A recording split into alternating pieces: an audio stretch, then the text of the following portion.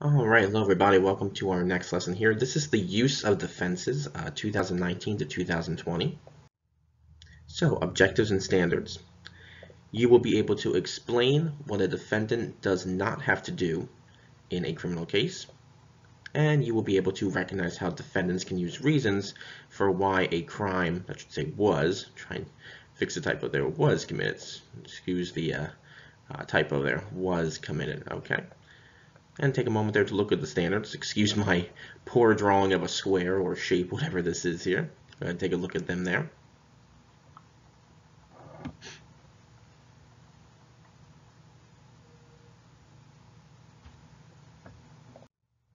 And our desired result. What defenses can be used in criminal trials? So conviction in a crime. A person can only be convicted or found guilty of a crime, again, sorry for the typo, that should say if there is enough evidence. That should be a lowercase f, not capital F, but try to fix that there. If there's enough evidence. Sometimes a defendant can show that no crime was committed or that no criminal intent was involved. For example, a person says a rape did not occur because there was consent, or mistakenly taking a different coat at a restaurant that wasn't yours. You could say, oh, I didn't mean to steal that coat, I grabbed the wrong coat. So no crime committed. When a crime occurs, the most common question is who committed the crime, right? Sometimes a defendant can present evidence that proves that there is a mistake in the identity or that they have an alibi, okay? An alibi means the person can prove they were somewhere else when the crime happened, whether it be at work or maybe they were in a different town or they were with friends, and friends or other people can verify that that person was not in the location when the crime took place. So this can be used as a defense.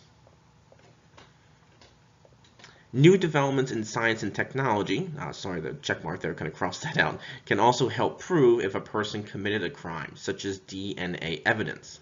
So a criminal can leave behind biological evidence, such as blood, hair, or other fluids. Again, sorry for the typo. I have a lot of them here, I apologize. That connect them to the crime, okay? That connect them to the crime, and DNA evidence, gosh, sorry, I'm trying my best to type there, or write that there. That should say that connect them to the crime. DNA evidence can also be used as a defense to show that a person did not commit a crime.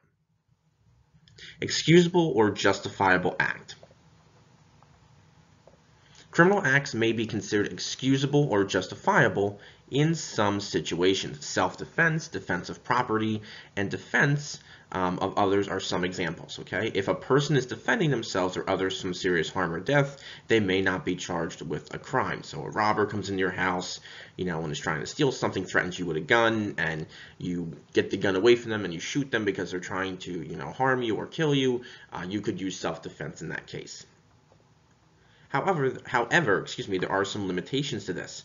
A person cannot use more force than is necessary to defend themselves or others. Example, if a person continues to use force after the attacker is stopped, this is no longer self-defense. So let's say in the previous situation we talked about, you shoot the robber, and the robber, you shoot the robber in the leg, and the robber says, okay, I'll stop, and then you shoot the robber 10 more times and kill them, then you might be charged with a crime because you've already stopped the attack and you've prevented the attacker from continuing their crime. So once the attacker or once the person is stopped, then it is no longer self-defense if you continue to use force, okay? I'm going to make a quick change up here. I want to make that a colon instead of a period. So again, sorry for a typo. Non-deadly force can also be used to protect property. Some states have enacted stand your ground or castle doctrine laws. You may have heard of stand your ground laws that allow people to use deadly force to protect their property as well. Not criminally responsible. Excuse me. So some criminal defenses rest on the fact due to a lack of responsibility. Infancy is one. Children under the age of 7 are considered legally incapable of committing a crime, and this is known as infancy. So maybe a child, is playing with their little brother or sister, and they put a blanket over their head, and they're giggling, and maybe the little child or the baby suffocates, right? And the little boy or girl, 3 years old, let's say, didn't mean to do it, right? They weren't trying to kill their brother or sister. Sometimes children between the ages of 7 and 14 can be reasonably proven. Okay, again, sorry for the typo. A lot of typos there. Reasonably proven to have committed a crime, and prosecutors can decide whether to charge children as adults if the crime is severe enough. Another not criminally responsible case, intoxication. Sometimes defendants can claim intoxication or being drunk or high as a defense since they did not know what they were doing. Now, this is very hard to prove sometimes, and a defendant must prove they did not have the intent to commit the crime before drinking alcohol or using drugs. So if a person, says, I'm going to go out and kill my neighbor and then gets drunk and does it, they can't say, oh, I was drunk, because they already show that they had the criminal intent to do so. Okay, but if somebody gets high or drunk and they wrestle with somebody and then the person dies, they could say, well, I was high or drunk, I didn't know what I was doing. That could be a case of that. Okay, and another one here is insanity, and you've probably heard of this one before. The insanity defense has evolved around criminal law for centuries. A person charged with a crime must show they have a mental disease or disorder that caused them to act the way they did. Okay, and again, certain standards must be met for a person to use insanity as a defense. The use of entrapment. When a person admits to committing a crime but was persuaded or induced by law enforcement to do so, this is called entrapment. And this can be difficult to prove, okay? A person must show they would have not committed the crime without the encouragement of a police officer. Okay, so I have an example here. If a police officer or undercover cop continues to pressure the defendant into doing something he or she may not want to do, this is entrapment. So maybe an undercover officer, keeps pressuring a drug dealer to sell them drugs, or please, please, please sell me the drugs. I really need these drugs. And, the person says, no, I really don't want to. It's not right. Or, I don't want to steal something. I don't want to steal this from somebody. And then they steal and the police officer turns around and, arrests them. That could be entrapment. So it has to be proven that the person would not have done this if they were not continually pressured by the police officer. Rape and murder cannot use entrapment as a use of a defense. Actions under duress and necessity.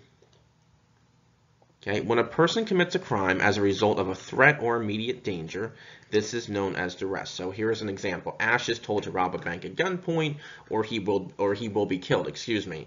He could use duress as a defense to being charged with theft, since he was under immediate threat or danger. All right, so that's duress.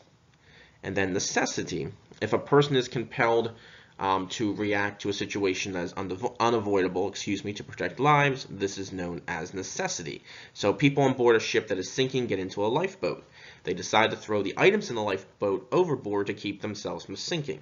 Destruction of property cannot be charged since they were acting to save lives. All right, so duress, again, immediate threat or danger, and then necessity is reacting in a way to protect lives.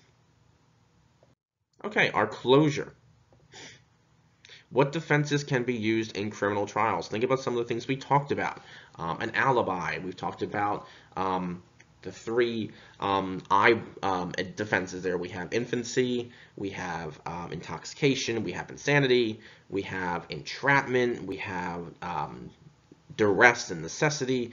All these are all different examples of defenses that can be used in criminal trials. Sometimes they work, sometimes they don't, but these are some examples of why people can try to get out of or use these excuses for criminal acts. All right, please try your best on the questions and follow. Let me know if you have any questions or concerns, and I hope to talk to y'all soon.